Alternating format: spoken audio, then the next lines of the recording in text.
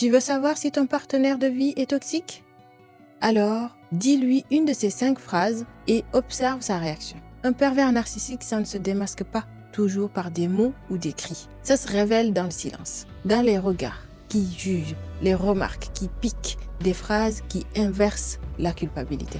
Et surtout, dans la manière dont il réagit quand tu oses t'affirmer. Car il y a certaines phrases très simples qui n'ont aucun effet sur une personne saine, mais qui font littéralement exploser un pervers narcissique. Parce qu'elles cassent son pouvoir, parce qu'elles brisent le contrôle qu'il a sur toi. Dans cette vidéo, je vais te donner 5 phrases que tu peux tester, pas pour provoquer, mais pour reprendre ton pouvoir en douceur, sans crier, sans te justifier. Et tu verras, parfois, il suffit de quelques mots pour reprendre le contrôle d'une situation ou d'une vie. Reste jusqu'à la fin, parce que la dernière phrase est celle que le pervers narcissique déteste le plus. Et c'est aussi celle qui te libère pour de bon.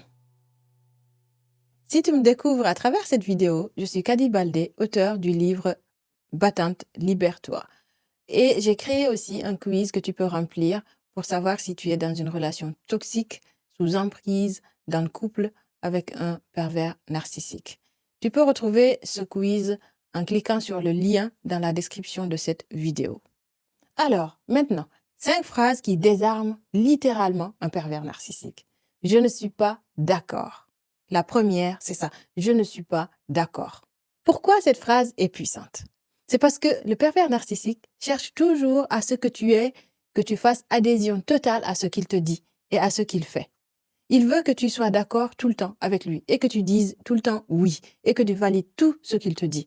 Il a envie que tu doutes de toi. Il a envie que tu sois déstabilisé.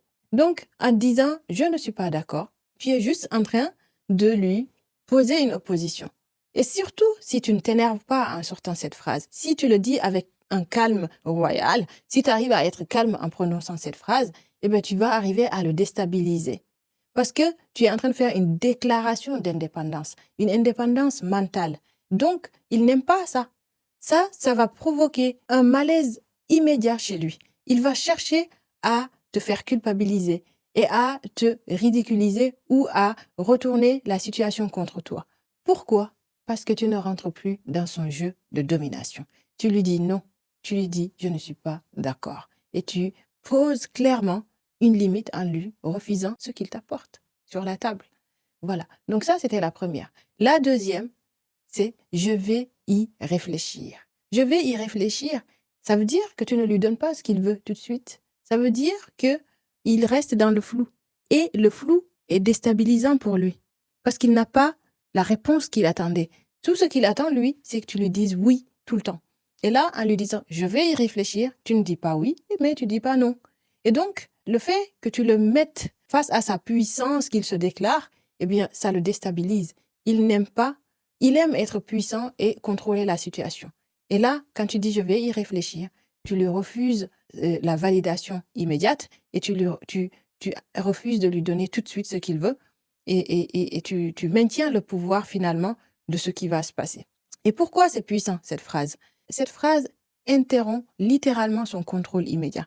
Le pervers narcissique veut des réactions à chaud sur l'émotion pour mieux manipuler ou te faire flancher en fait. Dire que tu vas réfléchir, c'est reprendre du temps, de l'espace et de la lucidité. Et c'est ça finalement qu'il n'aime pas. Ce que ça provoque chez lui, c'est de la frustration. Il perd le timing émotionnel. Il ne peut plus te pousser à faire ce qu'il veut tout de suite. Il te sent moins manipulable.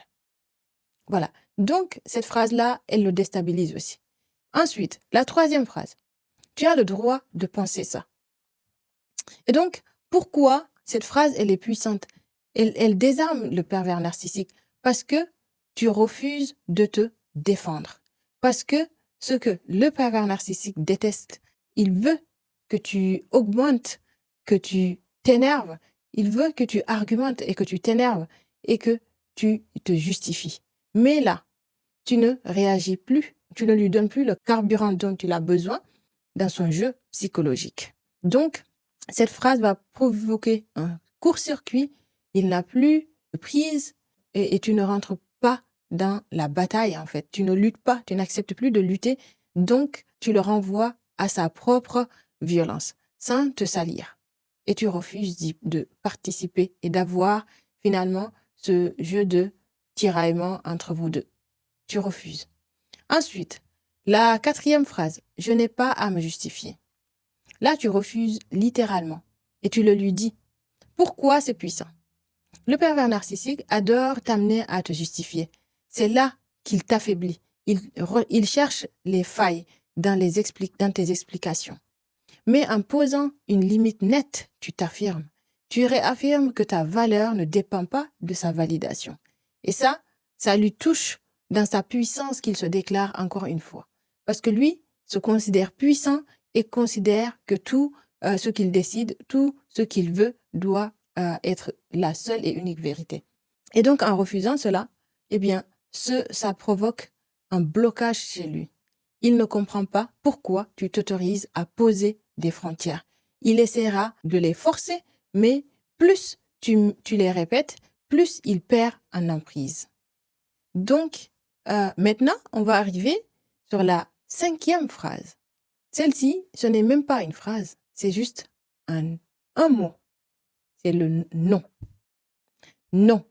Non veut tout dire. Ça met une limite, ça met une barrière et tu refoules tout ce qui a refoulé et surtout, tu exprimes ta valeur. Donc, pourquoi finalement ce mot est puissant?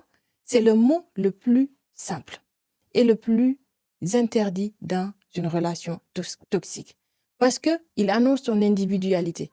Dire non, c'est rompre le contrat invisible de soumission que le pervers narcissique, finalement, attend de toi.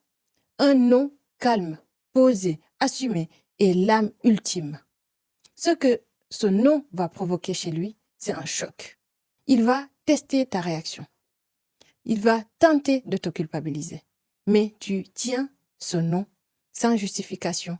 Tu redeviens actrice de ta vie. C'est souvent à partir de là qu'il commence à perdre tout pouvoir.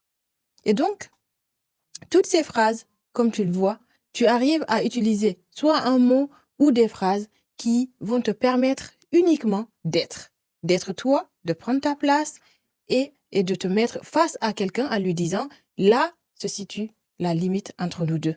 Toi, c'est toi, moi, c'est moi. Et nous deux, si ça peut fonctionner, ça fonctionne. Si ça ne peut pas fonctionner, moi, je te dis non.